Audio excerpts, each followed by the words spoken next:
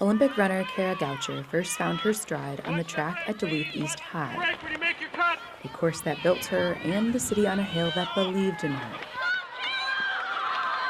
I grew up seeing what running could do for a community. I grew up seeing how running could bring all these people together, and I don't think everybody has that.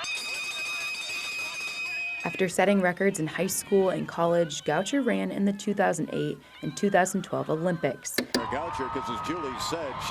And after competing on sport's most prestigious stage, she came back and set a record a little closer to home. The power of the community surrounding Grandma's Marathon, it just really strikes me every time I'm here for that. And then just also, I think that was the beginning of who I became, right? Grandma's Marathon, pinned as a world-class event with small-town charm, welcoming more than 20,000 participants with open arms, and circled on calendars as one of the largest events in the Northland each year. It's just a part of the community. Everybody on Grandma's Marathon weekend, it's well, where are you going to be cheering? Right? Everyone has their spot, and I think that's really cool. I surprised myself, and then... The small-town girl with big-time dreams. Kara Goucher has always had her spot, too, from handing out waters, cheering, and, of course, competing. Goucher still holds the Gary Bjorklund half-marathon record she earned in 2012. And actually, I won my first ever city championship here. But this year, Goucher returns to her homegrown roots to take on a different part of the course. Yeah, this year, instead of just being a fan, cheering people on and watching to see if my record falls, I get to be a part of the action. Do you remember the moment that you got a phone call from Grandma's Marathon saying, hey, we need you on the call? Yeah. Zach Schneider actually reached out, and I was like, well, I doubt it's going to work. It's usually the same weekend as USA's. And then I remember writing back and being like, I don't know if you're still interested in me helping, but it's not a conflict.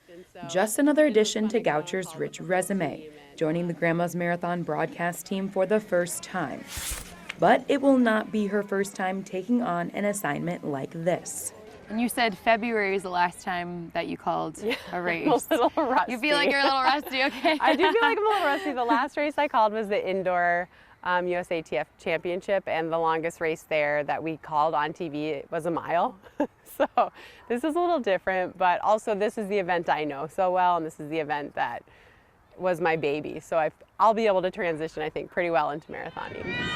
Just as a racetrack takes you in circles, for Goucher, life has had a wonderful way of coming full circle for her, too, calling this year's Grandma's Marathon with people who have been alongside her from the start. Carrie Tolson and I raced each other from the moment I started racing. She is a broadcaster, so I see her all the time. And then Chad Samala is the person who basically taught me how to ski. And of course, Dick Beardsley is just a legend. The decision for Goucher to hang up her racing shoes was no easy one.